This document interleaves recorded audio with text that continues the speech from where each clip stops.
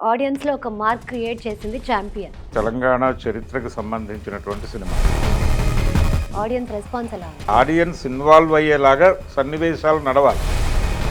ఇన్ని షేడ్స్ ఉన్నటువంటి క్యారెక్టర్ అతనికి దొరకటం అదృష్టం. సార్, ఈరోజు క్రిస్మస్ సందర్భంగా 4 సినిమాలు రిలీజ్ అయ్యాయి. అవును. ఆ 4 సినిమాల్లో కూడా ఎక్కువ బజ్ ఉంది అండ్ ఆడియన్స్‌లో ఒక మార్క్ క్రియేట్ చేసింది 'చాంపియన్'. సో 'చాంపియన్' అసలు థియేటర్స్‌లో చూసాక మీకు ఎలా అనిపించింది? ఆడియన్స్ రెస్పాన్స్ ఎలా ఉంది? అంటే తెలంగాణ సినిమా లేదు, రావడం లేదు అనేది చాలా కాలంగా ఒక ఆర్గ్యుమెంట్ నడుస్తూ ఉంది. అవును. అయితే ఇది పూర్తి స్థాయి తెలంగాణ చరిత్రకు సంబంధించినటువంటి సినిమా. ఉమ్. బైరాన్పల్లి అనగానే తెలంగాణలో మెజారిటీ జనాలకి ఆ ఊళ్ళో జరిగిన సంఘటనలు తెలుసు. ఉమ్. అంటే తెలంగాణ సాయుధ రైతాంగ పోరాట నేపథ్యంలో వాళ్ళు స్థానిక దొరలకు వ్యతిరేకంగా జరిపినటువంటి పోరాటం, అక్కడ గడి నుంచి వెళ్ళినటువంటి సైన్యం బైరాన్పల్లిలో చేసినటువంటి దారుణాలు, అలాగే వాళ్ళు బురుజు కట్టుకుని ఆ బురుజు మీద నుంచి యుద్ధం ప్రకటించినటువంటి సందర్భం, ఆ చరిత్ర, ఇవన్నీ కూడా ఒక్కసారి మనసుకి కదిపినాయి. అంటే సిద్దిపేట ఉమ్. జిల్లాలో ఉన్నటువంటి గ్రామం అది. ఉమ్. ఆ గ్రామంలో జరిగినటువంటి దాడులు తెలంగాణ రైతాంగ సాయుధ పోరాటానికి సంబంధించి పుచ్చలపల్లి సుందరయ్య గారి ఆయన జీవితంలో నుంచి తీసుకున్నటువంటి కొన్ని సంఘటనలు, ఇవన్నీ కలిపి ఒక కథ తయారు చేసుకుని దాన్ని ఒక ప్రేమ కథ నేపథ్యంలో చెప్పాలి అని అనుకున్నాడు డైరెక్టర్ ప్రదీప్ అద్వైతం. దానికి ఛాంపియన్ అని పేరు పెట్టాడు. ఉమ్. పేరు పెట్టి తెలంగాణ నేపథ్యము, తెలంగాణ సాయుధ పోరాట నేపథ్యము తీసుకుని ఆ నేపథ్యంలో ఈ ఛాంపియన్కి ఒక గోల్ ఉంటుంది. ఆ గోల్ కోసమని అతను పడేటువంటి తపన, ఆ తపన నేపథ్యంలో ఒక ప్రేమ కథ, అలాగే అతని లక్ష్యాన్ని సాధించుకోవడానికి అతను పడే తిప్పలు, దాంతోపాటు ఈ తెలంగాణ సాయుధ పోరాటం, ప్రజలు పడేటువంటి హింస, దాంతో కనెక్ట్ అయినటువంటి సందర్భం. చివరిలో ఒక డైలాగ్ చెప్పిస్తాడు.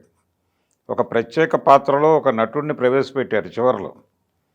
అంటే ఇతని హీరో తండ్రి పాత్రలో అతనితో చెప్పినటువంటి డైలాగ్, అతనితో చెప్పించినటువంటి డైలాగు సినిమాకి ఒక మూడ్ క్రియేట్ చేయగలిగింది. ఓకే. ఆ డైలాగ్ ఏంటంటే, ఇంత క్రూయల్గా ఎలా తయారవుతోంది ప్రపంచం అని అడుగుతాడు కొడుకు. ఉమ్. అడిగితే తండ్రి సమాధానం చెప్తాడు. అంటే ఇది మొదల్లోనే పట్టించుకోవాల్సిన వాళ్ళు పట్టించుకోకుండా వదిలేయటం వలన ఇలా తయారైంది ప్రపంచం అని చెప్తాడు. దుర్మార్గం పేటరేగిపోయి పరిస్థితి ఇలా తయారైంది, కాబట్టి పరిస్థితులు ఇలా తయారవడానికి కారణం మనమే, ఉమ్. మార్చుకోవడానికి కూడా మనమే ముందడుగు వేయాల్సి ఉంటుంది. చాలా కీలకమైనటువంటి మలుపుల్లో సినిమా ఒక చిన్న గందరగోళానికి గురైంది. ఉమ్. అంటే పెట్టాల్సినంత శ్రద్ధ పెట్టలేదు. ఫస్ట్ హాఫ్ బాగానే నడిచిపోయింది, కానీ ఉమ్. సెకండ్ హాఫ్కి వచ్చేసరికి అంటే తను కీలకంగా అనుకున్నటువంటి కథని అంతే కీలకంగా చెప్పు ఉండాలి. ఇందులో ప్రధానంగా తెలంగాణ సాయుధ పోరాట నేపథ్యాన్ని బలంగా చెప్పడంలో ఒక రకమైన ఫెయిల్యూర్ ఎదురైంది డైరెక్టర్ గారికి. దాంతోపాటు ప్రజల జీవితాలు, వాటితో హీరోని కనెక్ట్ చేయటంలో ఒక రకమైన ఫెయిల్యూర్. తర్వాత ఈ సినిమాకి వెన్నెముకగా ఉండాల్సినటువంటి ప్రేమ కథని, ఆ ప్రేమ కథని ఇంకొంచెం బలంగా చెప్పుండొచ్చు. అంటే మనకి చాలా సినిమాలు ఉన్నాయి ప్రేమ కథ అనగానే, దేవదాసు నుంచి మొదలుపెట్టి గీతాంజలి వరకు అనేక ఉదాహరణలు ఉన్నాయి. ప్రతి కథలోనూ వాళ్ళ మధ్య ఏర్పడేటువంటి ఆ అనుబంధాన్ని ఆడియన్స్ అనుభూతి చెందాలి. అలా ఆడియన్స్ అనుభూతి చెందినటువంటి ప్రేమ కథలన్నీ విజయవంతంగా నడిచినాయి. అది ఎక్కడో మిస్ అయింది ఈ సినిమాలో. బాగానే రాసుకున్నాడు, బాగానే ఎగ్జిక్యూట్ చేశానని ఆయన అనుకున్నాడు, కానీ ఆడియన్స్లో ఆ ఫీల్ పలకలేదు.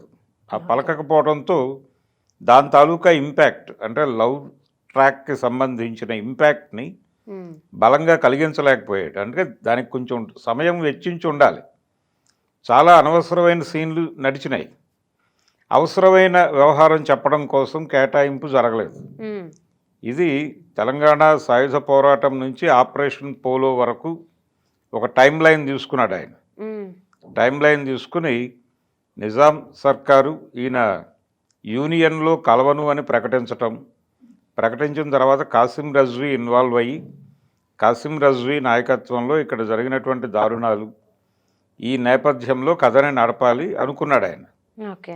అనుకుని అక్కడ వరకు బాగానే వెళ్ళింది, సన్నివేశాలు బాగానే కల్పించాడు. ఆ. ఆ సన్నివేశాలు వార్ సీన్స్ అన్ని చాలా బాగా హ్యాండిల్ చేశాడు. విజువల్గా చాలా గ్రాండియర్గా ఉంది సినిమా. నిర్మాణ విలువలలో ఎక్కడా నిర్మాతలు రాజీ పడలేదు. డైరెక్టర్ ఏం కావాలంటే అది అమర్చారు. ఓకే. ఒక అద్భుతమైనటువంటి అవకాశాన్ని దర్శకుడికి ఇచ్చారు ప్రొడ్యూసర్ల వైపు నుంచి. ఇతను ఈ స్క్రీన్ ప్లే డిజైన్లోను అలాగే ఆడియన్స్ని ఇన్వాల్వ్ చేయటంలోను, ఆడియన్స్ ఇన్వాల్వ్ అయ్యేలాగా సన్నివేశాలు నడవాలి. అవును. అది ఫెయిల్ అయింది సినిమాలో, అది కొంత వెనకబడింది. కానీ ఆర్టిస్టులందరూ చాలా అద్భుతంగా నటించారు. ఓకే. పర్టికులర్గా శ్రీకాంత్ గారి అబ్బాయి రోషన్ చాలా అద్భుతమైనటువంటి పెర్ఫార్మెన్స్ ఇచ్చాడు అన్ని షేడ్స్లోనూ. అంటే తన గోల్ ఒకవైపు ఉంటుంది, అంటే విపరీతమైన గందరగోళం ఉండేటువంటి క్యారెక్టర్ అది. అంటే ఎక్కడికక్కడ అక్కడ జరుగుతున్నటువంటి సందర్భంతో అతను అటాచ్ అవుతాడు. ఆ అటాచ్ అవుతూనే మళ్ళీ తన గోల్ వైపు వెళ్ళిపోవాలి అనేటువంటి తాపత్రయం ఉంటుంది. దాంతోపాటు ఒక లవ్ ట్రాక్ ఉంటుంది, ఆ ప్రేమను నిలబెట్టుకోవాలనే తపన ఉంటుంది. వీటి మూడింటిని ఎలా మేనేజ్ చేయాలి, ఒకవైపు జనాలు సఫర్ అవుతూ ఉంటారు, వాళ్ళ వైపు నిలబడాలనే ఆలోచన కూడా ఉంటుంది. కానీ ఇక్కడ నిలబడితే మళ్ళీ తన లక్ష్యం మిస్ అవుతుందేమో అనేటువంటి ఒక హంటింగ్ ఉంటుంది. ఇన్ని షేడ్స్ ఉన్నటువంటి క్యారెక్టర్ అతనికి దొరకటం అదృష్టం. చాలా అద్భుతంగా దాన్ని అర్థం చేసుకుని పెర్ఫామ్ చేశాడు తను. అన్ని ఎమోషన్స్ని చాలా బాగా పలికించాడు. తెలుగు తెరకి అద్భుతమైన నటుడు అతను. ప్రాపర్గా వినియోగించుకుంటే రోషన్తో మంచి సినిమాలు చేయొచ్చు అనే హోప్ ఇచ్చాడు. అంటే అతని మొదటి సినిమా కంటే కూడా ఈ సినిమా అతన్ని నటుడుగా నిలబెట్టే సినిమా. అలాగే హీరోయిన్ తను మలయాళం నుంచి తీసుకొచ్చారు, తను కూడా సినిమాకి చాలా హెల్ప్ అయింది తన పెర్ఫార్మెన్స్ వైపు నుంచి. అలాగే తను మంచి డాన్సర్ కూడా, అది కూడా సినిమాకి హెల్ప్ అయింది. అయితే డైరెక్టర్ గారు ఇంకొంచెం ఆ పాత్ర మీద శ్రద్ధ పెడితే బాగుండేది. చాలా గ్యాప్ తర్వాత తెర మీద కనిపించినటువంటి ఒక నటుడు ఉన్నాడు దీనిలో, నందమూరి కళ్యాణ్ చక్రవర్తి. నందమూరి కళ్యాణ్ చక్రవర్తి అంటే నందమూరి త్రివిక్రమరావు గారి అబ్బాయి, ఎన్టీ రామారావు గారి తమ్ముడి కొడుకు. తను గతంలో చాలా సినిమాల్లో నటించాడు, కోటి రామకృష్ణ గారి డైరెక్షన్లో చాలా సినిమాల్లో నటించాడు. అలాగే దాసరి గారి దర్శకత్వంలో చిరంజీవి గారు యాక్ట్ చేసిన లంకేశ్వరుడు సినిమాలో కీలక పాత్రలో కనిపిస్తాడు ఆయన, రేవతి గారి భర్త పాత్రలో కనిపిస్తాడు అందులో. ఆయన చాలా గ్యాప్ తీసుకున్నాడు, సినిమాలు మానేశాడు, ఆయన వేరే బిజినెస్లోకి వెళ్ళిపోయాడు. ఆయనతో ఈ సినిమాలో ఒక కీలక పాత్ర చేయించారు. ఆ క్యారెక్టర్ని ఆయన అద్భుతంగా పెర్ఫామ్ చేశాడు. ఇంత గ్యాప్ తర్వాత కెమెరా ముందుకు వచ్చినప్పటికీ ఆ పాత్రని నిలబెట్టాడు ఒక రకంగా ఆయన. పర్టికులర్గా అంటే ఆ ఊరి పెద్దగా, బైరాన్పల్లి గ్రామ పెద్దగా ఆయన చేసినటువంటి క్యారెక్టర్ సినిమాకి నిండుతనం తీసుకొచ్చింది. అలాగే మిగిలిన క్యారెక్టర్స్ బైరాన్పల్లిలో ఆయన చుట్టూ ఉండేటువంటి పాత్రలన్నీ కూడా ప్రతి ఆర్టిస్టు చాలా బాగా పెర్ఫామ్ చేశారు. సినిమాకి ఒక శక్తిని ఇవ్వాలి అనేటువంటి ప్రయత్నం చేశారు వాళ్ళు. అంటే తమ కెరియర్కి ఉపయోగపడుతుంది ఈ సినిమా అని నమ్మారు. ఆ నమ్మకం కనిపించింది ప్రతి ఆర్టిస్టులోనూ. కాకపోతే ఇంతమంది తన మీద పెట్టుకున్నటువంటి ఆశల్ని ఇంకొంచెం బాధ్యతాయుతంగా పట్టించుకుని ఉంటే డైరెక్టర్ గారు ఈ ఛాంపియన్ అనేది చాలా బెస్ట్ సినిమా అయి ఉండేది. అవకాశం ఉంది, అంటే ఒక అద్భుతమైన అవకాశాన్ని ఆయన చేతుల్లో పెట్టారు.